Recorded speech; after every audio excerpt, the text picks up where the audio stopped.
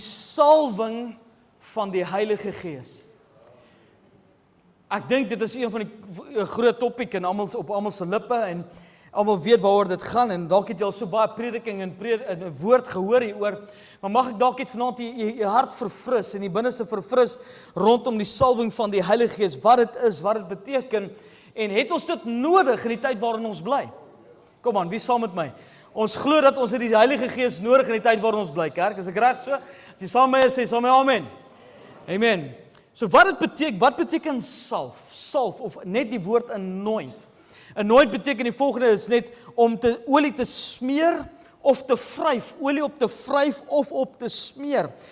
Anoint beteken in die Engels so mooi, hy sê literally means to smear or rub oil or oil on an oily substance. Salwing beteken die volgende vir ons as kinders van die Here. Dit is die Heilige Gees krag. Dit is die Heilige Gees teenwoordigheid. Dis invloed in en deur my lewe. En dit is ook, ek is afgesonder vir dienswerk. Kan ek dit weer eens sê? Is dit nie vir ons almal vanaand as kinders van God nie? Kan ek dit weer eens sê? Dit is die Heilige Gees krag. Dit is sy teenwoordigheid. Dit is die invloed van die Heilige Gees in en deur my lewe. En dit is ook om my af te sonder vir dienswerk. En ek wil eers begin in die Ou Testament en spesifiek as jy woord saam met kan jy blaai so lank. Ons gaan na die boek van Samuel toe. 1 Samuel hoofstuk 16 het ons te doen met die man met die naam van Dawid, oor wie daar so baie gepreek is. Ek dink is een van my gunsteling karakters in die Bybel seker is koning Dawid en dit wat in sy lewe gebeur het. Terwyl hy so intoe blaai, wil ek jy tog net herinner gou, net as ons na die Ou Testament kyk, sal ons sien dat wanneer daar konings gesalf was gesalf gewees, en ons gaan nou kyk aan 1 Samuel 16, konings was gesalf gewees, nie net konings nie, maar profete was gesalf gewees vir dienswerk. Waar kom ons 1 Konings, wat notas het, ek sal dit na die tyd beskikbaar stel ook, as ek bietjie vinnig deur die verse gaan, ons gaan bietjie hardloop deur die verse ook, as ons gaan kyk na 1 Konings 19:16, hoef jy so dit te blaai nie, ek gee gou vir jou, en Jehu, die seun van Nimsi, moet jy salf as koning oor Israel, en Elisa, die seun van Safat uit Abel Mehola, moet jy salf as profeet in jou plek. So konings was gesalf gewees, profete was gesalf gewees, en nie net hulle nie, maar priesters was gesalf gewees. Selfs priesters in die Ou Testament. As ons na dit gaan kyk, kom ons gou weer, konings was gesalf, profete was gesalf, priesters was gesalf vir dienswerk. Eksodus 28:41 staan dit so mooi geskryf daar ook, dat hulle moes, die seuns van Aaron moes hulle gesalf het as dienswerk. En nie net hulle nie, maar daar is ook in die Bybelse tyd, as ons gaan kyk na spesifiek die tabernakel. Die items in die tabernakel moes gesalf gewees het, vir dienswerk, vir God, amen, om dit te heilig en dit een kant te sit. Dit is wat salwing beteken ook, is om een kant gesit te word, om afgesonder te wees, vir dienswerk en vir die werk en die taak van die Here. So is jy saam met my, nommer 1, konings was gesalf, en ons gaan nou daarna kyk, priesters was gesalf, profete was gesalf, items was gesalf gewees, hierdie 4 dinge. En oral in die Ou Testament het God mense of items gesalf, God het hulle gemark, uitgesit, een kant gesit, vir dienswerk vir die koninkryk van God. Halleluja, stamp jou buurman en sê, jy is gesalf, kom, jy is gesalf, jy is die gesalfde van die Here. Dit is belangrik om hierdie te kan verstaan vanaand. Kom ons kyk wat het in 1 Samuel 16 gebeur. 1 Samuel 6, hoofstuk 16, vers 13 spesifiek, het iets gebeur. Hoekom, wil ek die vraag vra, is die salwing van die Heilige Gees belangrik vir ons as kinders van die Here? Hoekom is dit belangrik? 1 Samuel 16:13 sê, Samuel neem toe die horing met die olie en salf hom, dis Dawid, te midde van sy broers. Luister mooi, hy salf hom te midde van sy broers, ek love die volgende gedeelte, en die Gees van die Here het van die dag af en verder oor Dawid vaardig geword. En Samuel het klaargemaak en na Rama gegaan. So die konings, of die profeet Samuel kom na by Dawid, vat die horing met olie, gee dit op sy kop, uit te midde van sy broers, salf hom met olie as die volgende koning oor Israel, en die Bybel is so duidelik en sê, en van daardie dag af, was die Heilige Gees vaardig oor sy lewe. En hier is my kosbaar toe ek daaroor dink. Wanneer het Dawid koning geword? Toe hy gesalf was? Nee, hy het nog nie die kroon gehad nie. Hy het nie die kroon op sy hoof gehad nie. Samuel het Dawid gesalf as koning. Dit het lank gevat, hulle reken op plus minus 15 jaar. Na die tyd het dit hom gevat om koning te word eers. Hy moes eers deur seisoene in sy lewe gegaan het. Kan ek vanmôre sê, alles rondom Dawid het dieselfde gebly. Hy het dieselfde skape opgepas. Hy het dieselfde broers het hom nog geïrriteer, glo ek. Sy pa het hom nog steeds rondgestuur. Hy het skape nog steeds gaan kyk, hy was nog steeds die herder. Alles was dieselfde, maar ek glo in my binneste dat nooit niks was verder dieselfde in sy lewe nie. Alhoewel sy dinge rondom hom dieselfde gelyk, maar niks anders het verander in sy lewe nie. As ek net daaroor dink, alles het verander in sy lewe. Hy was 'n tiener wat gesalf was om koning te word. En as ek net dink in my lewe, as ek moes geweet het in hierdie ouderdom dat ek koning was ek dadelik op die troon. Ek weet saam met my. Ek is daai ou, as ek is koning, so let's go. Ek maak vakansie daar en ek het dinge gedoen en dinge in plek gesit. Free roomhuis vir almal. Ek weet nie wat tieners deesdae doen nie. Maar dis wat ek sou gedoen het. Maar kan ek hierdie ding sê dat iets het verander in Dawid se lewe? Daar was 'n bo-natuurlike magneet in sy binneste wat gesorg het en hom getrek het om eendag die troon te kan oorneem.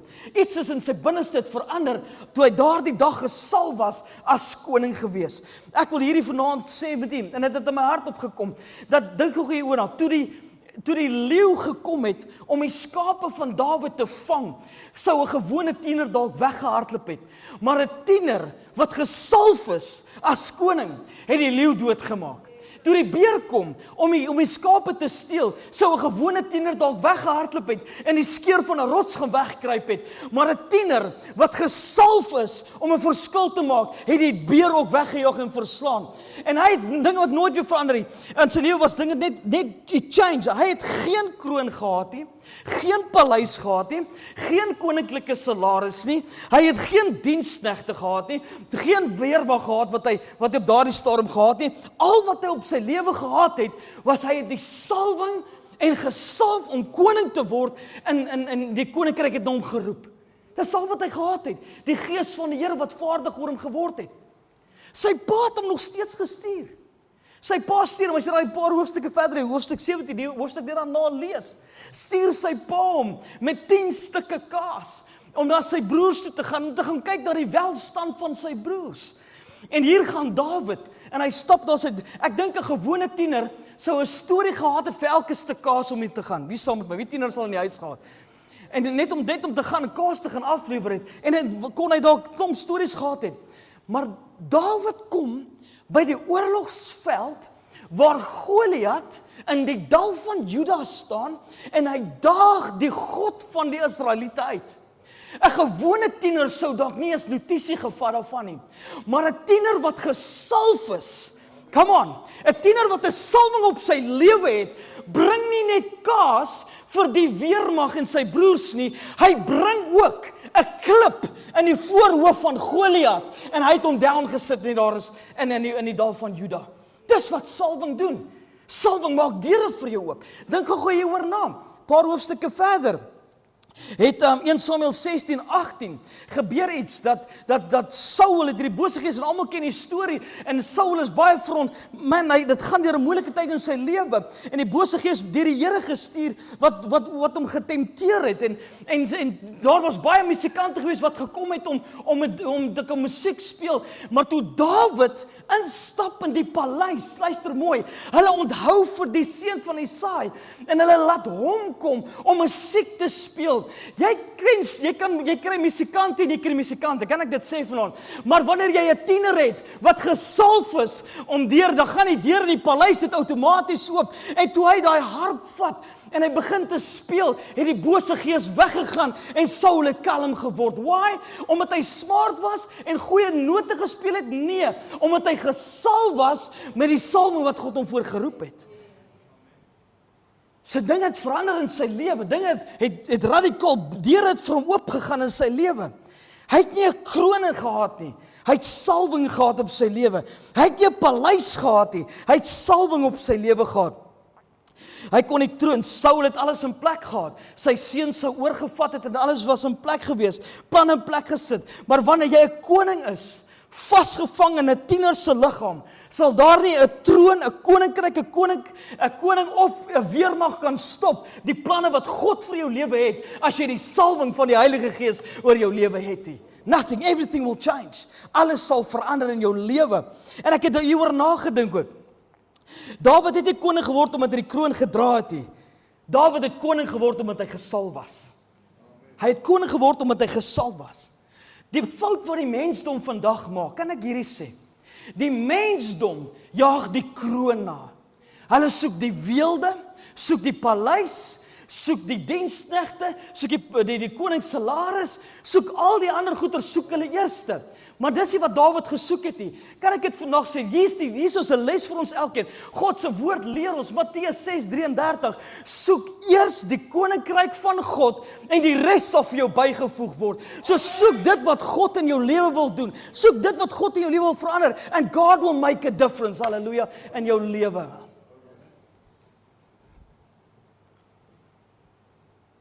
En nou gaan ons, dit was die inleiding. Ek wil hê jy moet saam met my blaai na die boek van Matteus toe. Dit is in die Ou Testament.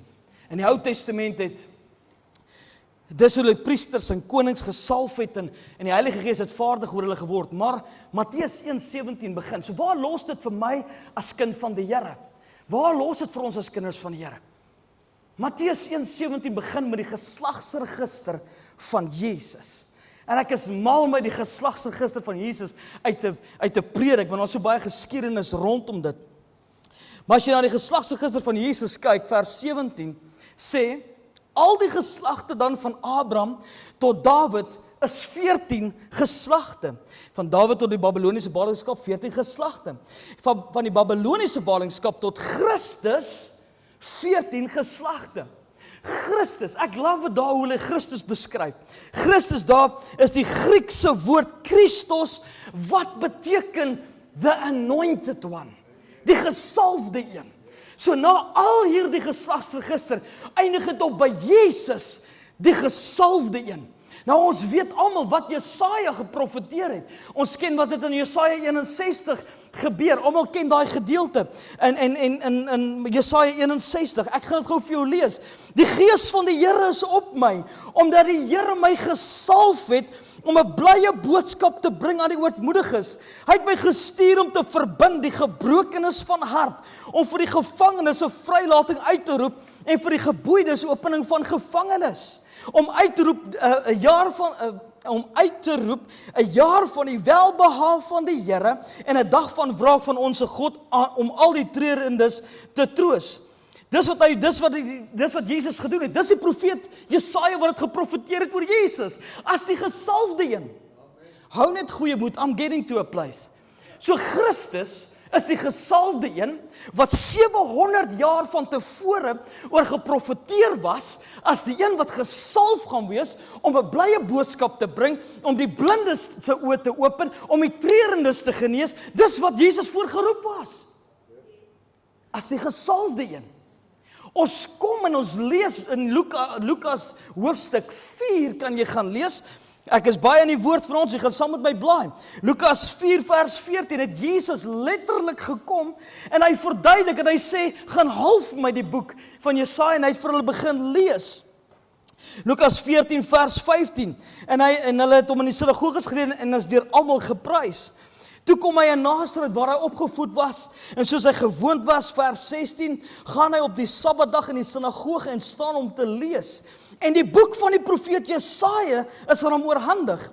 En toe hy die boek oopmaak, kry hy die plek waar geskrywe is, die Gees van die Here is op my. En hier gee Jesus, jy kan dit verder gaan lees, hier gee Jesus die profesie van Jesaja kom nou in werklikheid in hulle lewe. Net soos die geslagsregister gesê het in Matteus 1 vers 17, dat Jesus is die gesalfde een. Jesaja profeteer het 700 jaar van tevore, daar kom 'n gesalfde een. En Lukas 4 sê Jesus, hier is ek is die gesalfde een wat gestuur is. En wonderwerke het gebeur deur Jesus se bediening. Almal weet dit. Blindes se oë is geopen, dooies het opgestaan, krepeles het geloop, dowes het gehoor. Dis wat Jesus gedoen het. Jesus wat die gesalfde een is, het 'n verskil gebring aan aan die mensdom. Soveel so dat Paulus Handelinge skryf Lukas vir ons in Handelinge 10 vers 38 met betrekking tot Jesus van Nasaret. Hoe God hom gesalf het met die Heilige Gees en met krag. Hy praat van Jesus. Hy het die land deurgegaan, goed gedoen en almal genees wat onder die mag van die duiwel was, omdat God met hom was. Dit powerful scripture. Die Engels sê dit nog mooier. Kan ek dit vir jou gee? How God anointed Jesus of Nazareth with the Holy Spirit and with power. Nou almal weet, kom ons sing dit nie net in die kerk van Jesus nie. Ons weet, Jesus het wonderwerke gedoen en daar is geen ander een soos hy is nie. Halleluja. Wees saam met my. Dis wat Jesus kom doen het as die gesalfde een. Wonderwerke. Ek wonder hoe dit moes wees om saam met Jesus die gesalfde een kon loop en wandel en gesien het hoe hy water in wyn verander het in die eerste wonderwerk, hoe hy blinde Bartimeus se oë geopen het. Kan jy imagine, hier stap die gesalfde Christus saam met jou. In die Ou Testament was die olie uitgegiet en hulle was gesalf gewees. En hier in die Nuwe Testament kom die gesalfde een, die een wat gesalf is. Maar waar los dit vir my en u as kinders van God? Waar los dit ons? Paulus skryf, en ek gee dit vir u, en as jy na die tyd my notas op PDF wil hê, gee ek dit vir jou. Want julle is almal kinders van God, Galasiërs 3:26, deur die geloof in Christus Jesus. Kan ek 'n amen kry op daai asseblief? As jy 'n kind van God is, kan ek dit weer sê? Want julle is almal kinders van God deur die geloof in Christus Jesus. Is ons kinders van die Here? Verseker is ons. Waar los het ons verder? Vers 27. Want julle almal wat in Christus gedoop is met Christus bekleed. As ons nou met Christus bekleed, kry die prentjie. As ons onsself met Christus bekleed het, wat die gesalfde een is ons nie outomaties ook gesalf nie? Amen. Paulus skryf verder in die gemeente van Korinthe. En hier kom die skrif, 2 Korintiërs 1:20 wat sê, want hoeveel beloftes van God daar ook mag wees, in hom is hulle ja en hom amen, tot heerlikheid van God deur ons. Maar hy, vers 21 sê, powerful, 2 Korintiërs 1:21 sê, maar hy wat ons saam met julle bevestig in Christus, en ons gesalf het, is God. En ons gesalf het, kom aan, ek loop nie rond as 'n hier jy nie, ek loop nie rond as 'n pastoor nie, ek loop rond as Quintus Groenewald, die gesalfde van die Here, halleluja, ek is nie 'n hier jy nie, ek is 'n gesalfde van die Here, jy is 'n gesalfde van die Here, ons is die gesalfdes van die Here, God se woord sê, ons is gesalf. Hy sê verder, die Engels sê nog mooi, now it is God who established and confirms us in joint fellowship with you in Christ and who has anointed us. Nou hy skryf in die Amplified nog mooier, has anointed us, en hy skryf en hy breek dit af, hy sê, empowering us with the gifts of the Spirit. Met ander woorde, as ek die salwing van die Heilige Gees het ek die gawes van die Heilige Gees wat kan werk in en deur my lewe. Woe! Dis net Quintus wat excited is. Kom aan kerk, ons is nie enige iemand nie. Ons is die gesalfdes van die Here. Kom aan. En is dit nie so dat dit jammer dat die gesalfdes van die Here soms teenoor die gesalfdes van die Here praat nie. Maar dis 'n preek vir 'n ander dag. 1 Johannes 2 vers 20. En julle het die salwing van die Heilige Gees en weet alles. Sê vir jou buurman, my buurman, of buurvrou, julle het die salwing, jy het die salwing van die Heilige Gees, en weet alles. Nou sê my vrou, ek het geweet ek weet alles. Dit is baie gevaarlike skrif in die huwelik, die klink dit my nou. You have the anointing of the Holy One. You have been set apart. Kan ek hierdie gee? Hoor wat sê die Amplified. Hy breek dit meer af. Hy sê, you have the anointing from the Holy One. Jy het die salwing van die Heilige Gees. Hoekom? Hy beskryf dit vir ons nou. Hy sê, you have been set apart, specially gifted, and prepared by the Holy Spirit, and all of you know the truth because He teaches us, eliminates our minds, and guards us from error. Nou kan ek hierdie, nou wil ek dit nog verder, sorry kameraman, ek breek hier onder. Kan ek hierdie nog verder afbreek? As ons as kinders van Godheid kan besef, we've been set apart. That's so true. Ons is nie net per toeval nie. Ons is afgesonder, geroepe, kind van God, gesalf vir dienswerk om 'n verskil in die liggaam van Christus te maak. Kan ek iets verder sê? Lewende woord, ons is die gesalfdes van die Here om 'n verskil te maak in Parow gemeenskap, in Kaapstad. Ons kan verskil bring in mense se lewe. Ons kom by plekke uit waar ek Quintus nie kan uitkom nie. Why? Kom, ons kom by plekke uit waar Quintus nie kan uitkom nie. Ons het nodig om die dienswerk van die Here te kom. Dis hoekom ons gesalf is en aan een kant gesit is. Ons het die salwing van die Heilige Gees. Verder sê die woord van die Here. Ek wil hê jy moet na Exodus toe blaai. Okay, we've established. Ons het gesê, Exodus 30 gaan ons saam lees.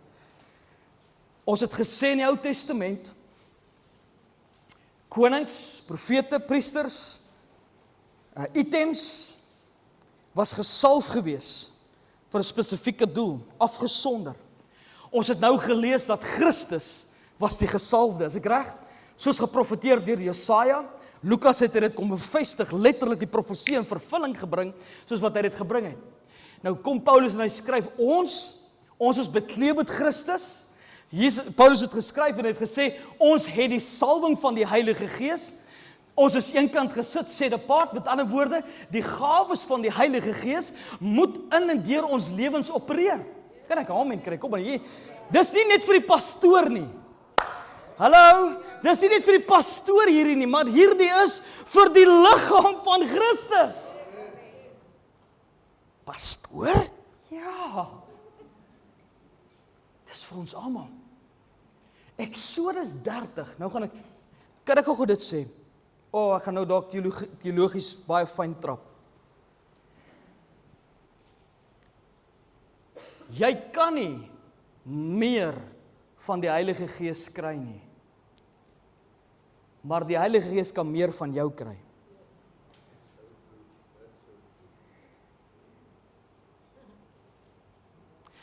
Wat bedoel ek daarby? Wanneer ek my lewe oorgee, hoe meer, die Here het sy belofte gegee in sy volheid. Maar wanneer ek submit, en wanneer ek my lewe oorgee, kan die Gees van die Here my meer gebruik. En word sy invloed in my lewe meer en groter. Halleluja, want ek leef 'n lewe van oorgee. Ek leef 'n lewe wat ek oorgegee het. Is ek reg as ek dit sê? Kom aan, dink daaroor. Sy Gees is vir ons uitgestort. Ons het dit tot ons beskikking. Sy krag kan net in ons lewens meer word wanneer ek minder word. Exodus 30 het vir ons geskryf. Exodus 30 is daar, en dit is my so kosbaar vanaand. Exodus 30 in die Ou Testament was daar 'n formule gegee hoe die salfolie moes wees. Wie kan ek eers so vra voor ons daarby gaan? Wie se gebed is vanaand sê Here gebruik my as 'n instrument in die hand? Kom, is daar iemand saam met my om te sê Here gebruik my as 'n instrument in die hand van die Here? Is die mense saam met my? Amen. Ek wil gebruik word deur die Here om 'n verskil te maak. Exodus 30 praat van die salfolie as 5 bestanddele wat in die salfolie moet wees. Kan ons dit gou saam lees in Exodus 30 vers 22 tot 25 staan geskryf. Is jy nog okay? Is jy nog by my? Amen. Verder het die Here met Moses gespreek en gesê, en jy neem vir jou van die beste speserye, 500 sikkels fyn mirre, en die helfte soveel keurige kaneel, 250 sikkels en 250 sikkels geurige kalmoes, 500 sikkels kassie, volgens die sikkel van die heiligdom, en 'n hin olyfolie, en maak daarvan heilige salfolie, 'n salfmengsel, soos 'n salfmenger dit maak. Heilige salfolie moet dit wees. 5 bestanddele wat gegee word vir Moses, hoe dit moet wees. En baie interessant, as jy hierdie 5 bestanddele gaan bestudeer, het dit baie tot toepassing op kind van God se lewe, met betrekking tot salwing. Kom ons gaan met dit deel. Die eerste een wat hy vir Moses gee en sê, fyn mirre. Mirre spreek van iets besonders. Mirre was gebruik gewees wanneer daar begrafnis is ek reg? Wanneer daar begrafnis gehou word, was mirre gebruik. Mirre kom van 'n boom met die naam van the Comipora tree in Arabië. In Arabië is hierdie boom. En hierdie boom staan en hy drup af, letterlik druppels, hierdie boomgom. Dis hoe hy sy traandruppels lyk. Hy het sulke boomgom wat uit sy stam uitkom. Dan het hulle van hierdie gom gevat, en nou as hulle nie genoeg van hierdie gom gekry het nie, het hulle letterlik 'n gat gemaak of iets gekrap, sodat die boom seer gemaak kan word. En daar waar hy seer maak, het hy van hierdie gom uit sy binneste en die sap uit sy stam uitgekom. Maar hulle het van daai gom gevat, en as hulle daai gom bymekaar sit, het hulle dit het hard geword, dan het hulle dit gemeng met alkohol. En alkohol saam met dit gemeng, en hulle het dit dan letterlik gestoom. En die stoomeffek saam met die alkohol en daardie boomgom wat gemeng was met mekaar, die stoomeffek het gedrup daar dan parfuum uit, wat hulle opgevang het, en dit het soos kristalle sommige keer geword, en dit het hulle gebruik, dit was as mirre gewees. En dit het in my binneste gekom, dit spreek van oorgee en sterf. Net soos mirre gebruik was by 'n begrafnis, so moet ons lewe ook wees om oor te gee en te sterf. Is dit nie so nie? As ek wil hê die Here moet hom in en deur my lewe werk, moet ek kan sterf vir myself. Ek moet my lewe kan oorgee. I need to give over. Ek moet oorgee. Daar's 'n Engelse woord vir dit. Hy sê submission or surrender, om te sê ek gee letterlik oor.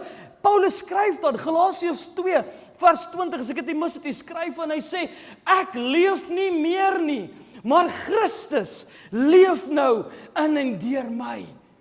So as ek wil hê die salwing van die Heilige Gees moet deur my lewe werk, I need to die for myself. Weet jy hoekom wil sommige mense sê, maar ek het nog nooit die gawes, of ek nog nooit die krag van die Here oor my lewe gevoel, of gesien, of die gawes het nog nie deur my lewe gewerk nie. I've got a question. Is jy regtig dood vir die Gees van die Here om in en deur jou lewe te werk? Of is daar nog areas in jou lewe wat werk nodig het? Jy kan jouself antwoord op dit. Hy sê dis die eerste enetjie is mirre gewees, wat spreek van om dood te gaan, of submission, en om oor te gee, 'n lewe van oorgee. Die tweede enetjie was fyn kaneel. Fyn kaneel, nou kaneel ken ons as pannekoekmateriaal, amen? Maar kaneel kom van die bome af. Luister, hierdie bome het gegroei, ek ken nie die voet nie. Hulle sê tussen 30 en 40 voet het hierdie bome gegroei. Hulle reken is ongeveer tussen 9 en 12 meter het hierdie bome gegroei wat hulle kaneel vanaf kry. Maar die besonderste ding rondom hierdie kaneel, hierdie bome wat hulle kry, hulle sny dit van die bas af. Ons kry daai kaneelstokkies wat ons kry, dis letterlik van die boombas en sy blare wat hulle bymekaar gesit het. Maar wat besonders is van hierdie bome wat kaneel van gekry word is, dit staan regop. Penregop. Daar is nie 'n bietjie buig in hierdie bome nie.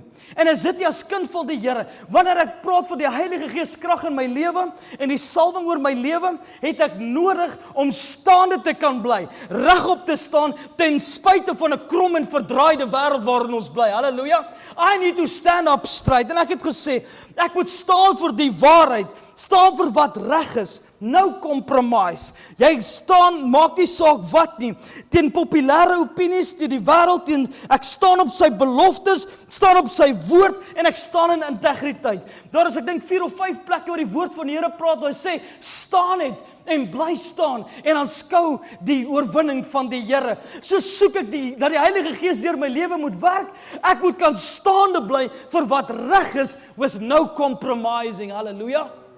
Dis wat die kaneel verteenwoordig. Soos die mirre, wat sê jy moet sterf. Nommer 2 is, Marlene, jy kan slank vir my vorentoe kom. Nommer 2 is ek die kaneel, wat sê ek moet kan regop staan en staande bly. Die derde enetjie wat ons nou van gelees het, is powerful. Toe ek dit daar lees, toe is dit so diep in my hart. Geurende kalmoes, en ek het so spyt, ek kan nie vanaand hierdie prentjie wys nie, maar jy kan dit gaan opsoek en kyk hoe dit lyk. Kalmoes is soos riete wat groei in 'n vlei land. En hierdie riete dit groei hoog op en bo is daar sulke koppe, hulle noem dit is dit cattails. Cattails wat hulle groei basically, so lank cattails wat daar groei. En hierdie cattails of hierdie boonste gedeelte van hierdie riet is vol olie. En sodra hy buig, want hy raak so vol olie dat hy buig. En as hy op 'n buigposisie kom, dis dan eers wanneer hy bruikbaar is. Jy kry mense wat staande is and they are too high to come by. Preacher, dit praat ek aan ek preek. Hulle is too high to come by. Vol olie, wat glad nie bruikbaar nie. En wanneer daai kassie, wanneer hy buig, dis dan wanneer hulle die cattail afsê en van daai olie vat en hulle crush dit. Dit gaan deur 'n crushing tyd. En dis dan wanneer hulle van dit kan gebruik. En is dit nie so dat Jesus, wat spreek dit van? Die salwing van die Heilige Gees praat van nederigheid. Wanneer hierdie kassie, dit spreek van wanneer ek buig, het Jesus nie by sy disippels gekom in Johannes 13 en gesê, ek is hier om julle voete te was nie. Die vuil stof, klipbetrapte voete van sy disippels, het Jesus sy lappe afgehaal, water ingetap en die disippels se voete begin was. En hy was nederig genoeg om te sê, en die disippels het amok gemaak en gesê, nee asseblief jou Petrus, hy het gesê, nee, en Jesus sê, as ek dit nie doen nie, en Jesus het leer hulle wat diensbaarheid is. Dit help veel, ons soek die salwing en die krag van die Heilige Gees, maar ons is nie bereid om voete te was nie. Ek wil nie my dogter uitsonder nie, Dionys, sy is nie vanaand hierso nie, maar dit is my so kosbaar, dit is ook goed dat sy nie so is nie. Maar so laas 2 jaar terug toe hulle by Kononia was, toe is Dionys daar, toe het hulle 'n street shower gehad, waar hulle letterlik honderde mense van die straat af gekry het en hulle haarsny gegee het, geshower het, nuwe klere aangetrek het, hulle voete gewas het, hulle CV's gedoen het, 'n whole street shower. En daar was 'n afdeling gewees waar hulle die voet en die toenails moes knip. Niemand in daai student het gesê, ek soek daai plek nie, ek gaan nie. Dit is nie vir my nie. Nou kyk, is ook nie vir my nie. En Dionys sê, gee vir my. Gee vir my. Ek sal hulle voete gaan was. Toe daai boemelaars en daai mense op van die straat af kom, een vir een, en het sy begin naals doen, het sy begin voete was, het sy hulle begin bedien daar. En ek dog myself, sy sê, Dad, ek het 'n ander koneksie gevoel, wat ek nog nie in my lewe gevoel het, I felt the presence of the Holy Spirit, want ek is bereid gewees om hier waar niemand niks wil doen nie. Daar's ander, ek dink ander het al gehelp, yes, daar is ander wat ook gehelp het, maar sy vir haar was dit iets kosbaars gewees. Dit help nie ons sê, ons soek die salwing en die krag van die Heilige Gees, but I'm not ready to serve. Ek is nog nie gereed om te dien nie. Ek is nog nie gereed om te sê, ek sal jou voete was nie. Ek is nog nie gereed om te sê, come on kerk, ons kan nie sê ons is 'n kerk, en ons dien nie mekaar eers in die kerk nie. But we want the presence of the Holy Spirit. Vierde een, en ek weet so baie wat ek nog kan sê. Vierde een is kassie. Kassie, nommer 1, kry jy nie kassie in enige vlei land nie. Kassie is 'n blommetjie wat groei op berge. Jy kry hom op hoë plekke, man. You need to work for it. In die opsig van, jy moet op plekke gaan waar ander nie bereid is om na te gaan nie. Het Jesus nie 'n paar keer op 'n verlate plek gegaan en God gaan aanbid nie? Het Jesus nie 'n paar keer op die berg gegaan en gaan bid nie? Kassie word ook gebruik as hulle blare. Letterlik word hulle blare gepluk en daar word 'n tee van gemaak en jy kan die tee drink. Hierdie tee help sodat dit flush jou binneste. Dit maak jou binne skoon. En dit spreek van purity. Wat is die Afrikaanse purity? Help my nou seker my heiligmaking, heiligheid, skoonmaak, reinheid. Hy spreek van reinheid. Die Heilige Gees deel nie plek met 'n ander gees in ons binneste nie. Kom aan, wie saam met my?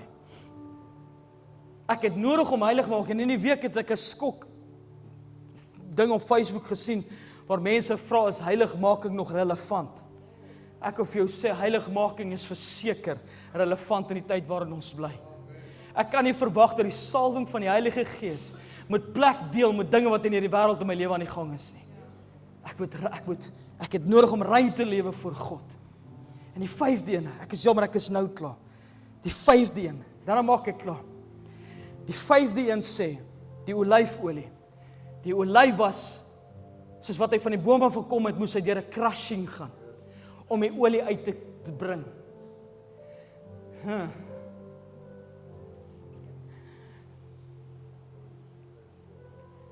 Crushing is nie altyd lekker nie.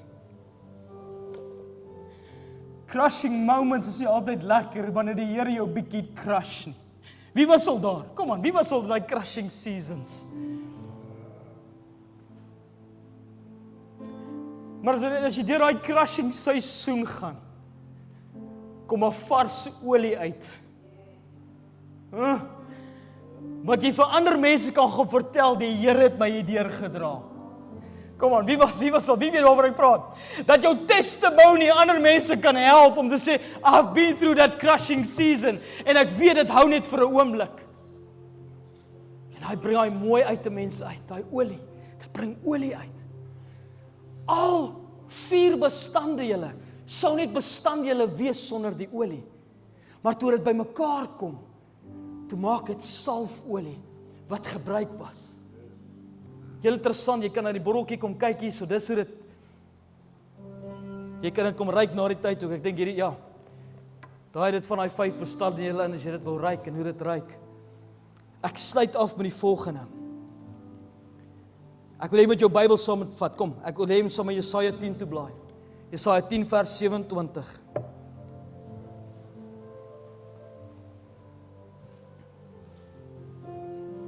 Sweet, sweet anointing.